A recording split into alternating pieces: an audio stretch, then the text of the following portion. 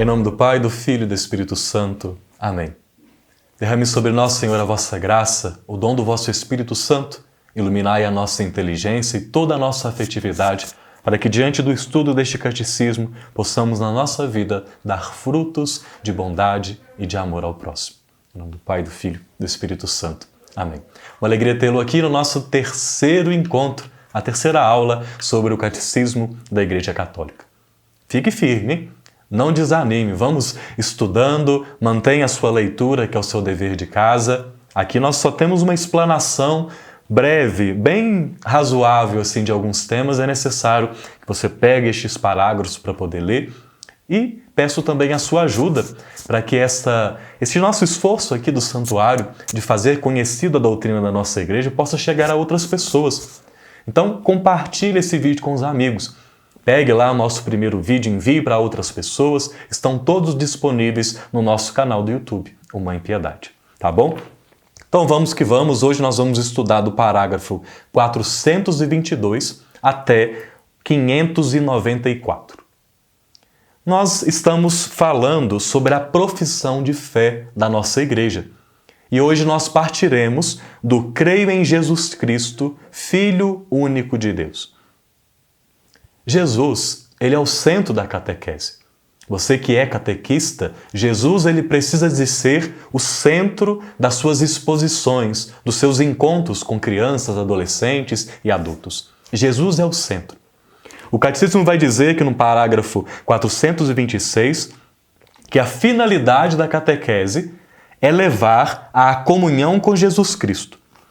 Ou seja, muito mais, eu tenho dito isso várias vezes, muito mais do que ensinar propriamente uma oração, do que falar qualquer aspecto da doutrina, o objetivo é fazer com que as pessoas creiam, tenham um relacionamento com Jesus. Se ensinando para elas uma oração, elas vão crescer nesta intimidade, ótimo, esse é o caminho. Mas sempre temos que ter como foco, como finalidade, que o objetivo é Jesus Cristo. A transmissão da fé cristã é primeiro o anúncio de Jesus, é o chamado querigma. Isso faz parte lá do anúncio de Pedro, Paulo e tantos outros que ali no início do cristianismo pregavam. Jesus tem que fazer parte do nosso ensinamento. Porque pensa bem, talvez para mim e para você que já conhecemos Jesus, seja fácil e até interessante aprofundarmos-nos em muitos outros temas da igreja. Mas se você está dando a fé para alguém por uma primeira vez, ou ali nos primeiros anos, você precisa de dar para elas o essencial. O essencial é Cristo e Ele sempre será o essencial. As demais coisas que nós vamos aprendendo da fé são, vamos dizer assim, rios que nos levam ao grande mar que é o Senhor. São caminhos, são trilhas que nos levam à essência que é Jesus. Jesus é o foco da catequese, é a sua finalidade. E o Catecismo traz aqui, a partir do parágrafo 430, os títulos mais importantes deste nosso Senhor Jesus Cristo. O título Jesus, porque também é um título, o título Cristo, o título Filho único de Deus e o título Senhor. Os 4 principais títulos que Jesus recebe são Jesus, Cristo, Filho único de Deus e também o título de Senhor. Nós vamos passar por eles agora. O título Jesus significa Deus salva. É um termo em hebraico. Ao mesmo tempo que é o nome de Jesus, é a sua identidade, é também a sua missão. Antigamente era muito costumeiro fazer isso. Por exemplo, Simão Pedro. Simão era o nome que ele tinha antes, ele recebe o nome de Pedro, porque Pedro não passaria a ser somente a sua identidade, mas seria também a sua missão. Tu és pedra. Sob esta pedra, a fé de Pedro, é construída a nossa igreja. Sobre Jesus, a igreja é fundamentada. Da mesma forma, Jesus é a identidade e é a missão. Qual é essa missão? A missão de salvar todo o gênero humano. O segundo título, o título Cristo, é um título grego que significa ungido.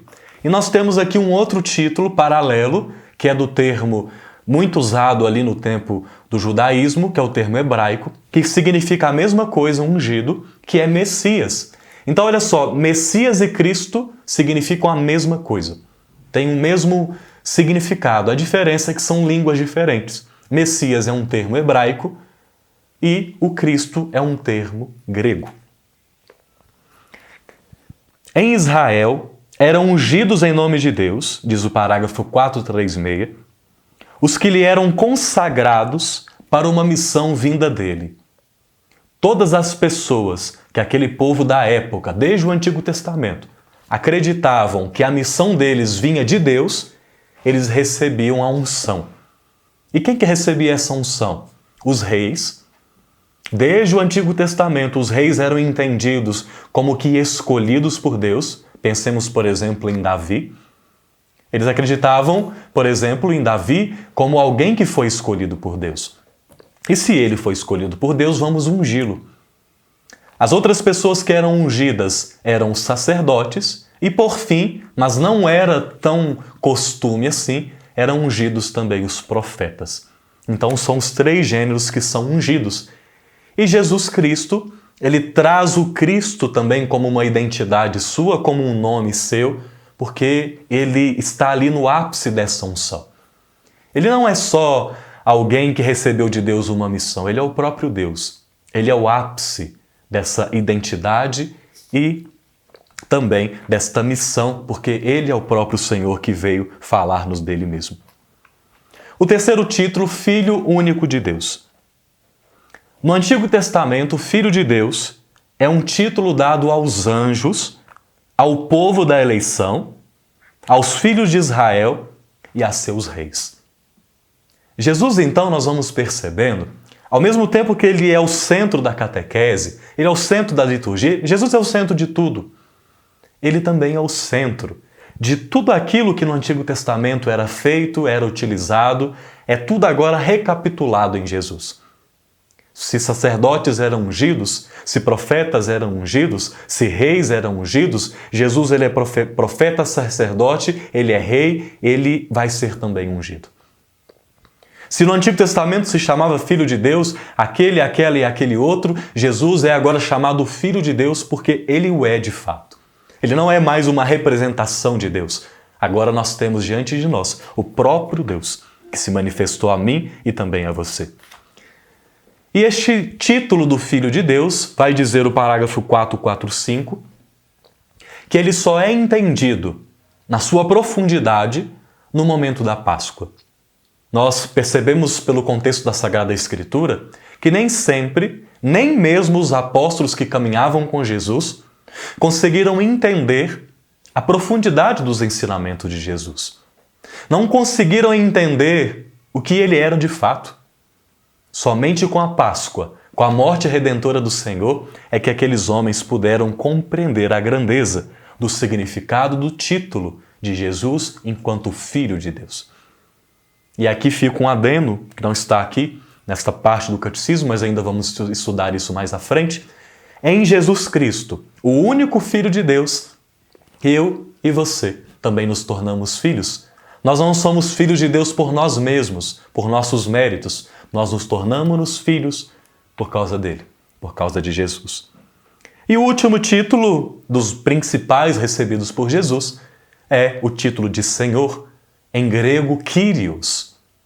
E lá no Antigo Testamento, aquela palavra que é toda misteriosa, Yahvé.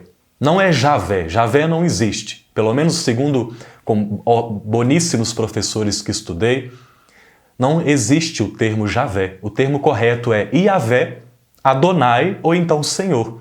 É costume que nós chamemos de Senhor. Então a maioria das Bíblias, nas suas traduções, quando trazem no Antigo Testamento o termo Yahvé e também no Novo Testamento no grego, Kyrios, é traduzido pela palavra Senhor. Não é Senhor como, por exemplo, eu posso dizer para o meu pai, o Senhor está bem? Não é este tipo de Senhor, não é uma forma de tratar alguém. Jesus recebe o título de Senhor porque Ele é Senhor do mundo e de toda a criação. Ele é Senhor de tudo. Ele criou todas as coisas. Diz aqui o parágrafo 447 que ele tem domínio sobre a natureza, sobre as doenças, sobre o ser humano, sobre tudo aquilo que foi criado. É por isso que ele é Senhor de toda a criatura, de toda a criação. E daremos continuidade. Toma fôlego, mantenha as suas anotações, não disperse.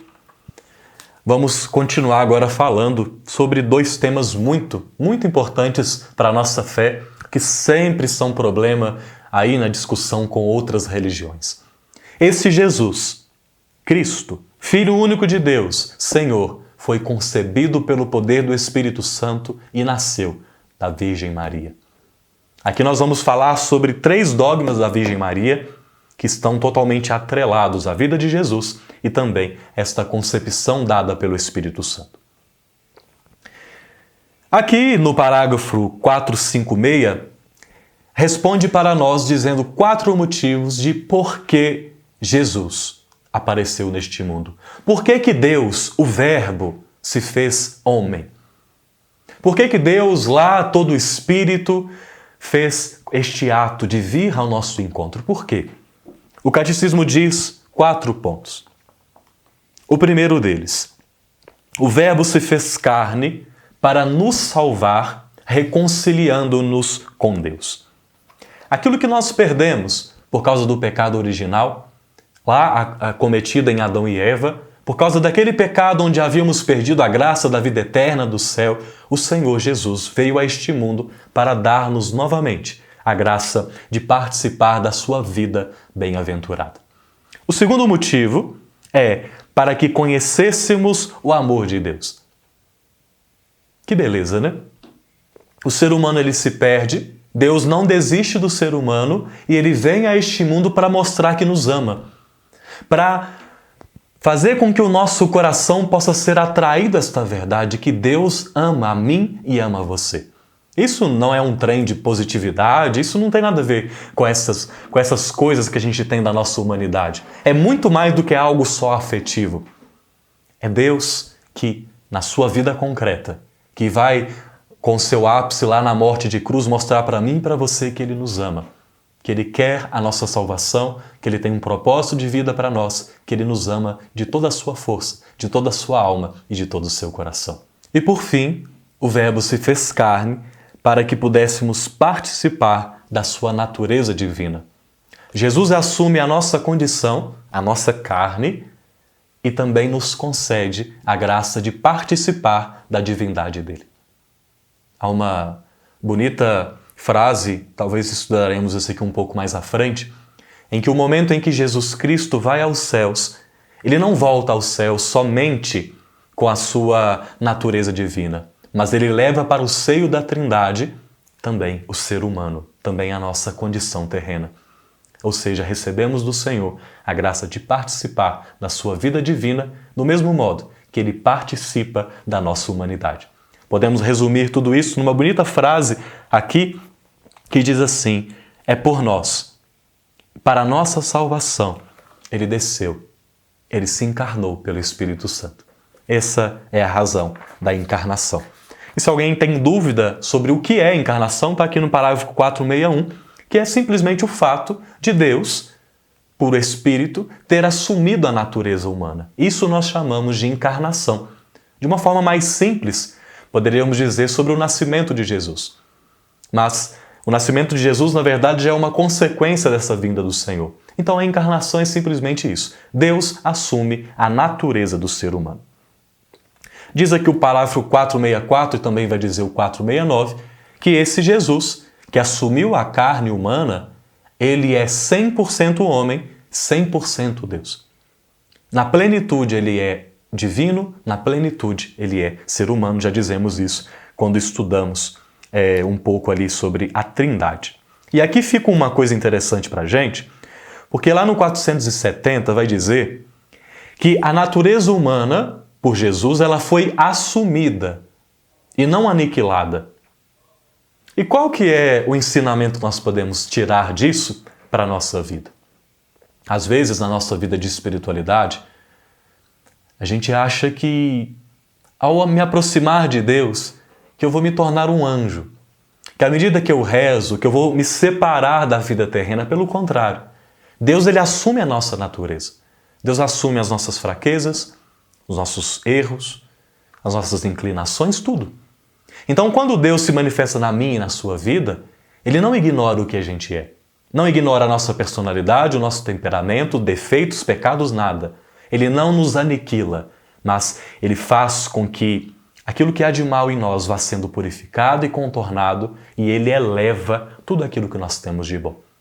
O Senhor, Ele assume a natureza humana, Ele não a aniquila. 485. Jesus foi concebido pelo poder do Espírito Santo. Aqui nós começamos já a ver a escolha de Maria. Há uma frase muito bonita que diz assim: o Criador da humanidade, assumindo corpo e alma, quis nascer de uma virgem. Feito homem, sem intervenção do homem, doou-nos sua própria divindade, Feito homem, sem intervenção do homem, doou-nos sua própria divindade. É bonito nós percebermos aqui a escolha de Nossa Senhora. Maria é uma pessoa como eu e como você. Maria é uma criatura. Mas Maria foi escolhida por Deus. Então, aquela que primeiro foi escolhida por Deus é ela que nós veneramos. A veneração de Maria não é uma veneração à toa. Não é o apontar o dedo para alguém e, vamos idolatrar esta pessoa, até porque não há idolatria na relação com Maria. Nós olhamos para ela porque primeiro Deus olhou para ela. É bonito isso. Nós seguimos os passos do nosso Senhor. Aquele momento na cruz em que João recebe de Jesus a própria mãe, nós olhamos para este gesto de Jesus. Jesus nos deu a sua mãe. Naquele momento em que Ele escolhe ela para que ela seja a mãe do Salvador, nós também fazemos a mesma opção de escolher pela mãe de Deus. Isso é muito belo. As pessoas têm uma grande dificuldade em entender a profundidade da escolha de Deus. Tem gente que se alegra pela minha vida, porque eu estou num caminho de Deus, sobretudo as pessoas da minha família. E por que nós não nos alegraríamos com a escolha de Deus desta mulher que tem uma missão infinitamente maior do que de qualquer outro ser humano? Por que não me alegrar? Por que não olhar para ela com um coração alegre e com a atenção desperta, tentando aprender dela por que o Senhor se interessou por ela? Quais são as virtudes desta mulher? A gente olha assim para todo mundo. Quando tem alguém que conhecemos que é muito virtuoso, virtuosa, mesmo que essa pessoa já tenha morrido, nós lemos livros dessas pessoas. Nós buscamos conhecimento. Nós queremos aprender da vida daquela pessoa. É a mesma coisa com a Mãe de Deus. Além de todo o caráter aí de divino, de permanecer virgem, de concepção pelo Espírito Santo, tudo isso que são dogmas e são coisas sobrenaturais, Maria é olhada por nós, venerada, sobretudo pelas suas virtudes. Era uma mulher diferenciada. Primeiro, porque Deus a escolheu. E segundo, porque com fé ela diz sim ao chamado de Deus para a sua vida. Aqui a Lumen Gentium, um dos documentos do Concílio Vaticano II, no número 56, diz assim: quis o Pai das Misericórdias que a encarnação fosse precedida pela aceitação daquela que era predestinada a ser mãe. Olha só, predestinada a ser mãe. A Igreja acredita em predestinação, não é destino. Maria poderia dizer não. Ela foi predestinada, ela foi escolhida para aquela missão. Ela poderia dizer não, mas ela disse sim. Predestinada a ser mãe de seu filho, para que assim, como uma mulher contribuiu para a morte, referência a Eva, uma mulher também contribuísse para a vida. Aqui nós encontramos uma outra fase também muito antiga na Igreja, muito famosa. O nó da desobediência de Eva foi desfeito pela obediência de Maria. Maria então disse sim. Ela poderia ter dito não. Ela poderia ter feito um outro caminho. Aí Deus se usaria de outros caminhos para poder chegar a nós. Mas Deus escolheu ela. Como escolheu a mim para uma missão, como escolheu a você para outra, Deus escolhe. E Maria foi fiel a esta escolha. E vai dizer aqui o parágrafo 490, é um dos primeiros dogmas, a Imaculada Conceição. Diz o dogma lá, de 1854, por Pio IX, que Maria foi redimida desde a concepção. Maria não tinha o pecado. Maria não trazia em si o pecado original como eu e você nós trazemos. E ela foi preservada em vista dos méritos de seu Filho, Jesus Cristo. Então Maria não foi preservada porque ela era toda especial, porque ela é melhor do que eu e do que você. Ela foi preservada por causa de Jesus Cristo. A missão de Maria está totalmente atrelada a Jesus. Ela é preservada do pecado para que o seio dela, que viesse a dar à luz ao Salvador, fosse preservado do pecado. O parágrafo 493 nos dá uma continuação dessa Imaculada Conceição. Maria, ela foi redimida desde a sua concepção. Ela não pecou durante a sua vida. Essa concepção foi fruto do Espírito Santo, exclusivamente pelo Espírito Santo. Maria não teve, dizendo claramente então, relações sexuais. E diz aqui o parágrafo 493 que pela graça de Deus, Maria permaneceu por toda a sua vida pura de todo o pecado pessoal. Talvez seja muito difícil para nós entendermos isto. Talvez não é fato nem de entender, porque é algo mesmo sobrenatural. Seja fato de fé. E é por isso que a Igreja coloca esses ensinamentos como dogmas. Na nossa materialidade, razão, inteligência, a gente não consegue conceber muitas coisas dos mistérios de Deus. Mas Deus quis assim. E tem tanta coisa que a gente não entende, até no campo da ciência. Por quê? No que diz respeito à Mãe de Deus, nós colocamos tanto óbice. Nós temos tanta dificuldade para abrir o coração, para poder entender e manifestar como ela disse sim, dizendo sim, Senhor, eu creio nos seus mistérios. Eu creio no seu proceder, que nem sempre está ao alcance da minha razão. Esse é o chamado de Deus, para que haja uma verdadeira devoção à Virgem Maria e para que haja uma verdadeira devoção aos mistérios de Deus, é preciso que a gente abra o coração para este sobrenatural. Muito pouco da vida de Deus a gente consegue entender e entrever com a nossa inteligência. Aqui, do 493 para frente, nós falamos sobre um outro dogma da Mãe de Deus, que é o Theotokos. Ela é verdadeiramente Mãe de Deus. Não é só mãe ali de Jesus, carne. É Mãe de Deus, porque não dá para separar. Eu acabei de dizer para vocês, Jesus é 100% Deus e 100% homem. Se ela é mãe de Jesus, homem, é mãe de Jesus, Deus. Não quer dizer, o Theotokos, vou pedir aqui para o Daniel, na hora da edição, colocar a referência para você poder olhar. Nós temos esse vídeo, particularmente fui eu que fiz, mas uma série bem interessante que o Padre Felipe está promovendo, que é a Escola de Maria, em que fala sobre os dogmas, e falamos também deste dogma, o Theotokos. É mãe de Jesus enquanto Deus, ali, a partir do momento que esse verbo vem ao mundo. Maria não é mãe de Deus, desse Deus que existe antes da criação do mundo. Então tem essa diferença. Se você quiser se aprofundar um pouco mais nisso, acesse o vídeo. Maria, sempre virgem, foi concebida exclusivamente pelo Espírito Santo. Durante o parto permanece virgem, após o parto também permanece virgem, não tem relação sexual. Está lá no Concílio de Latrão, do ano 649. E aqui tem uma frase para poder concluir estes dogmas que citei aqui sobre Maria. É uma frase muito legal de Santo Inácio, que ele diz assim: o príncipe deste mundo ignorou a virgindade de Maria e o seu parto, da mesma forma que a morte do Senhor. 3 mistérios proeminentes que se realizaram no silêncio de Deus. A nossa razão, e talvez aqui até Satanás, o príncipe deste mundo, ignora estas coisas, ignora a virgindade, ignora como que Deus escolhe. Veja só, Deus Todo-Poderoso escolheu uma menina, escolheu o ser humano para poder dizer sim à sua missão. Gente, é como se Deus se rebaixasse. Dá para perceber isso? Deus ele poderia fazer um estalo de dedo e Jesus aparecer no mundo com 30 anos de idade, mas ele não quis assim. Olha só o que Jesus faz. Ele vai atrás de uma menina, ele se rebaixa diante desta menina para que ela diga sim, e só então com o sim dela, toda a obra da salvação se concretiza ali no nascimento do Filho de Deus. Veja isso, que loucura. Eu fico pensando até nos nossos chamados de ministério de vocação.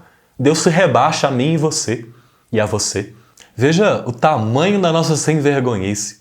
A honra que eu e você temos de servir a Deus, de participar da sua obra de bondade, mas nós somos reticentes. A gente vira para Deus, não, Senhor, eu quero ser livre, eu quero fazer isso e aquilo. Eu falei, meu Deus, como que esse pecado de Adão e Eva bate mesmo no nosso peito? Como que a gente quer ser Deus das nossas próprias vidas?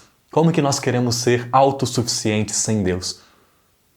Deus se rebaixa diante de Maria, como se rebaixa diante de mim e de você, para poder ouvir de nós, sim, eu quero fazer parte da sua obra. Meu Deus, dá pra gente fazer um retiro espiritual só falando sobre isso.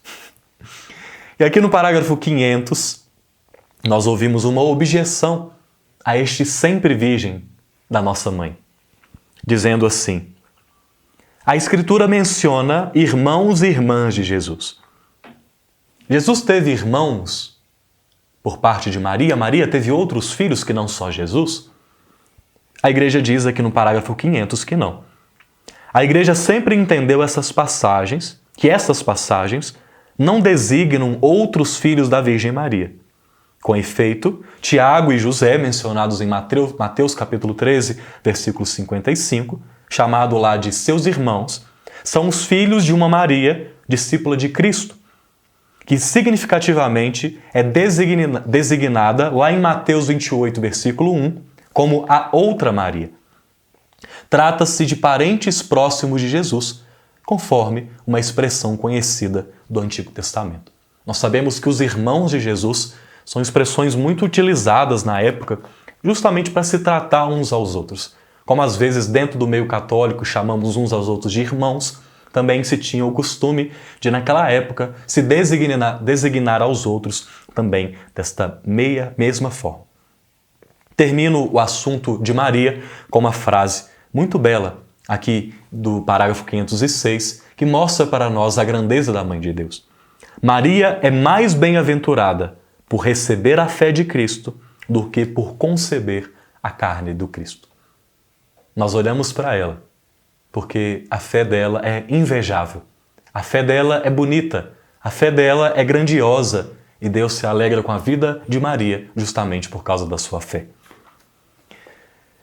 Damos continuidade falando aqui de uma forma bem sintética dos mistérios da vida de Jesus Cristo. A sua vida oculta, o seu ministério público. O símbolo da fé que nós estamos estudando fala-se somente de dois mistérios da vida de Jesus: a encarnação e também a paixão, a morte e a ressurreição do Senhor. E a gente poderia pensar, se Jesus é um homem tão bom, se Jesus tem ensinamentos tão preciosos, por que Jesus não mostrou para nós tudo na sua vida? Por que Jesus não mostrou para nós o jeito que ele convivia com a mãe dele, com o pai dele? Por que ele não mostrou para nós os pormenores? Porque seria mais fácil. A gente olha para Jesus e imita a vida dele. Eu estava aqui pensando que talvez Jesus ele mostra para nós aquilo que é o essencial. Que por amor ele veio a este mundo e que por amor morreu por mim e por você. Que por amor ele está presente na nossa vida e nos dá a liberdade para vivermos a imagem e semelhança dele. Se Jesus mostrasse para nós tudo, por exemplo, Jesus mostrar para nós, naquela época talvez nem tinha isso, Jesus mostra para nós como é que escova o dente, Jesus mostra para nós como que põe os sapatos, Jesus mostra para nós como que convive com os outros, Jesus mostra para nós isso e isso, tudo pequenininho, sabe? Talvez a nossa vida não tivesse espaço para mais nada. Jesus nos deu o essencial. E de resto disse para nós: vocês são minha imagem e minha semelhança. Vocês são livres para criar e fazer conforme eu mesmo ensinei a vocês. E continuo ensinando a partir do Espírito Santo. É por isso que eu acredito, isso Não, essa parte é só suposição, viu? Aqui está dizendo que no símbolo está só encarnação e paixão. Essa suposição do porquê disso, sou eu, Henrique, que estou dizendo isso para vocês. Jesus, ele teve a sua vinda preparada. A vinda de Jesus era tão importante, o seu nascimento neste mundo era tão importante, que durante séculos foi preparado por Deus mediante os patriarcas, os profetas, juízes, reis. Foi preparado para nós a vinda do Senhor. As pessoas foram ensinando ali aspectos da lei, aspectos da divindade, até chegarmos ali no último. Aqueles que estava ali, que chegou a conhecer Jesus, o último dos profetas, João Batista, para nos dar testemunho daquele que haveria de vir. E assim com tudo. Tudo o que é muito importante, a gente se prepara muito para aquilo. Se teremos aí um evento muito importante, a gente divulga, diz, olha, dia tal vai acontecer isso, dia tal vai fazer isso, e a gente vai se preparando porque aquele dia é um dia importante, aquele evento é um evento importante. Então, diante da grandeza, da vinda do Senhor, do Verbo que se fez carne, é preparado todo um caminho.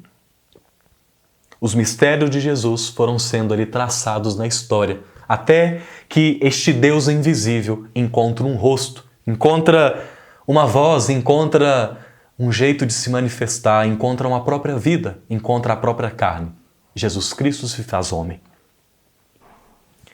E aí então, eu até escrevi uma frase aqui enquanto estava preparando, porque nós preparamos a vinda de Jesus, foi um tempo de espera, e agora nós esperamos pela segunda vinda do Senhor. E aí eu escrevi aqui na minha folhinha que o tempo nesta terra é um tempo de espera. Escreva essa frase aí para você depois poder meditar. O tempo nesta terra é um tempo de espera. Às vezes a gente quer colher muitas coisas neste mundo. A gente quer ser recompensado por tudo que fazemos e somos. Mas o tempo nesta terra é um tempo de espera. Lá no parágrafo 527, nos fala que Jesus, no 8º dia, foi circuncidado. Era muito comum, ali, as crianças, no 8º dia, no seu período ali, vivendo naquele contexto judaico, que elas fossem levadas para a circuncisão. Por que Jesus é circuncidado? Jesus é Deus. Jesus estava muito além daquilo que o judaísmo era. Por que ele é circuncidado? É o que diz o 527.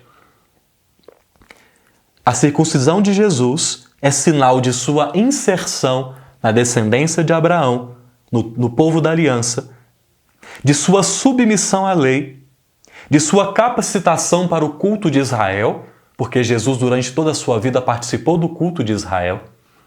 Jesus, por Maria e por José, era levado até o templo, eles rezavam, faziam peregrinações.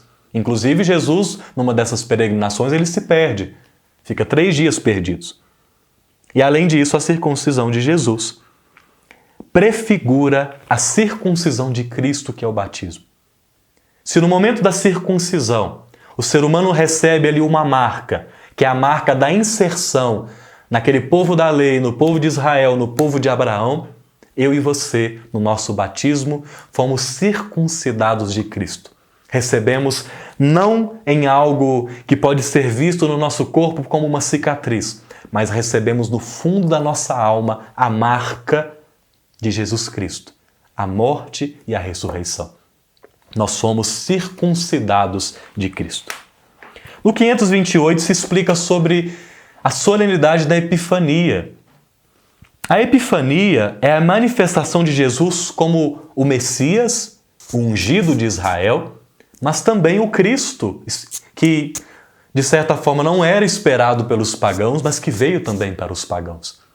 A festa da Epifania é a revelação dos três reis magos que vão até o Senhor adorá-lo, levando para ele presentes. Então a Epifania é a revelação de Jesus como Senhor dos judeus, dos pagãos e de todas as pessoas que nele poderiam vir a crer. Do parágrafo 435 para frente começa a se falar sobre os mistérios da vida pública de Jesus. A vida pública de Jesus começa quando ele é batizado por João Batista, até o fim da sua vida. É o momento que Jesus sai ali do seio familiar, convivendo com a mãe, com o pai, com os primos, amigos, irmãos, e ele então começa o seu ministério. Ele é batizado, ele é tentado e ele começa então a anunciar o reino de Deus. Ele escolhe os 12, ele se transfigura diante de alguns deles, prefigurando aquilo que seria para nós o seu reino. Entra de forma messiânica ali em Jerusalém e nós vamos continuar estudando na 4ª aula sobre o momento em que Jesus é entregue, é morto e também ressuscita. Espero que você tenha gostado desta aula de hoje. Não deixa, por favor, de curtir, de compartilhar, de se inscrever no canal, de comentar. Deixa a sua dúvida, eu vou responder as dúvidas que estiverem aí nos comentários. Qualquer dúvida dos estudos que estamos fazendo, deixe aí o seu comentário que eu vou solucionar essa dúvida no seu coração, tá bom? Que Deus derrame sobre nós a sua graça, a sua bênção, Ele que é Pai, Filho e Espírito Santo. Amém. Fiquem com Deus, um abraço.